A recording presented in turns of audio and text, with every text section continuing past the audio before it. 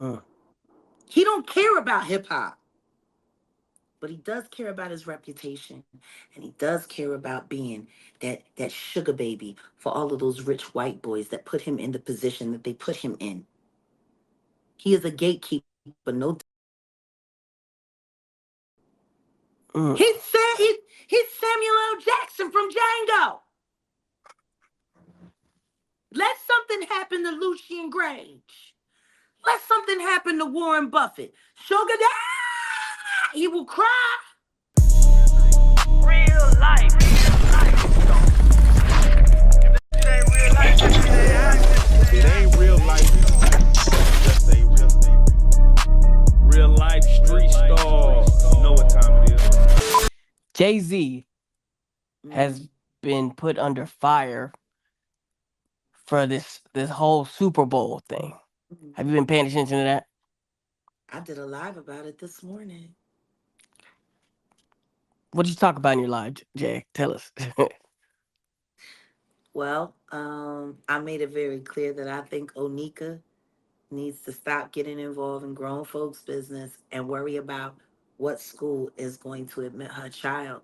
Because the last one she tried to admit her child to, they turned her down because of Mr. Petty. I think Mm. you need to focus on your family issues, sweetheart. You're nobody's hero in hip hop. Um, as for Fabulous's statement, I mean, he's a Diddy do Bob. I'm sure he's not going to say anything to run afoul of his maker's best friend. I mean, y'all remember it was Fabulous. It was sitting there on Drink Champs that Diddy was running down about why he would party with him. Mhm. Yeah. I also find it interesting that nobody is bothering to look at the level of outrage that's coming from Louisiana and refusing to see that there's something more there. Right. Beyonce got snubbed, they want to say, but did Louisiana get snubbed or did they just get robbed? Because they talking like they got robbed. Matter of fact, they're talking like Sean Carter probably made them some promises that they're now finding out he had no intention of keeping. That's what it sounds like to me. For a baby to get on Twitter to all three of y'all, put some respect on it on Gladys. Like he talking like that. Over a business deal that didn't fall in the state's favor. I don't see that. I think there were promises made. I think Sean Carter made a lot of promises to a lot of people. And when it got hot, he did what he always does. Starts little fires everywhere, creates mass chaos, and then walks away laughing all the way to the bank, knowing that nobody's going to come back and realize he's the one that started all those little fires. I told y'all months ago, he's lining Diddy up because he's trying to take the reins as the number one in the game. How is he going to do that if the white man loses confidence in him? Because he's not worried about impressing hip hop. He's not worried about the culture. He made that very clear last year when he didn't participate in the 50th anniversary of anything for anyone. Mm. He don't care about hip hop, but he does care about his reputation, and he does care about being that sugar baby for all of those rich white boys that put him in the position that they put him in. He is a gatekeeper, no. Mm. He's Samuel L. Jackson from Django. Let something happen to Lucien Grainge. Let something happen to Warren Buffett. Sugar Daddy, he will cry.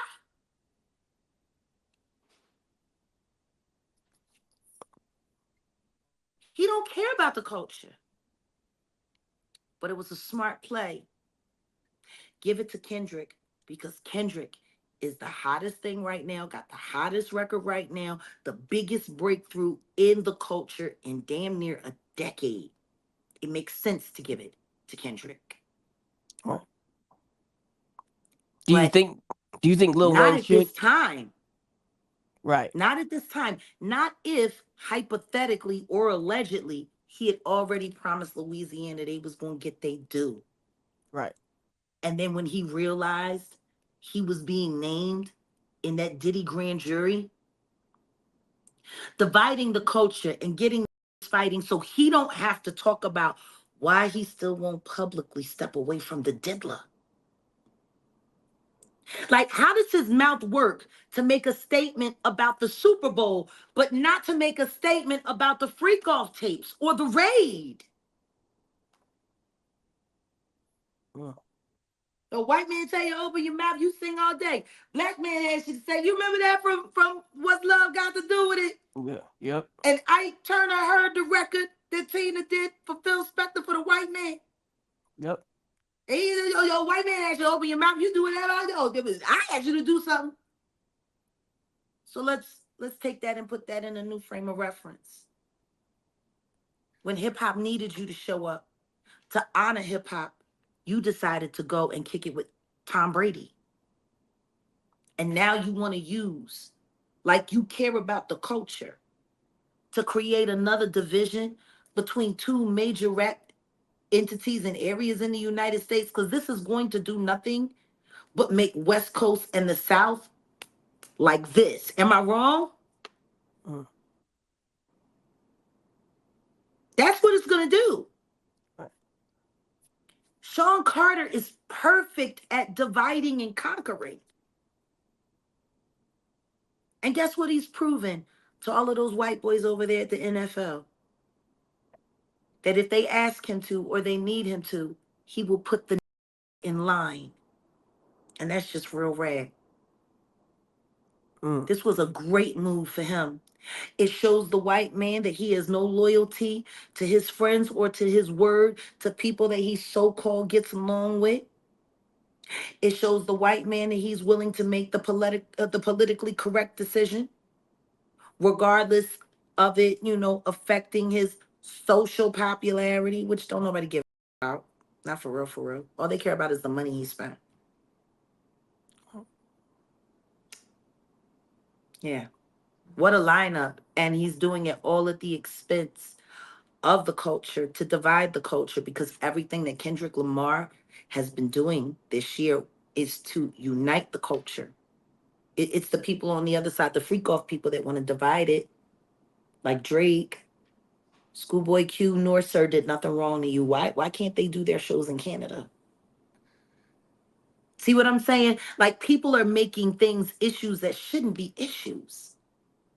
It's a constant nag, you know what I mean? And this is what happened between Bad Boy and Death Row.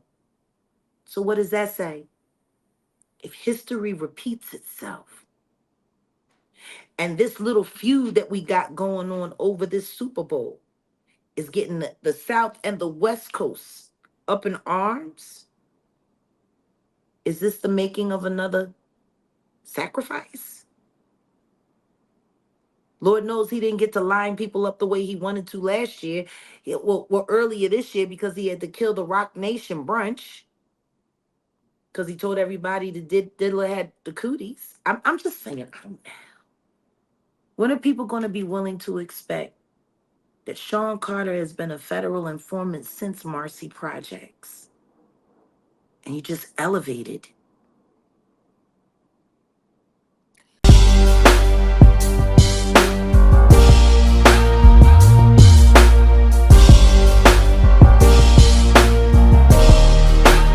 Shout out Reallyfe Street Starz, nigga. Move. Hey.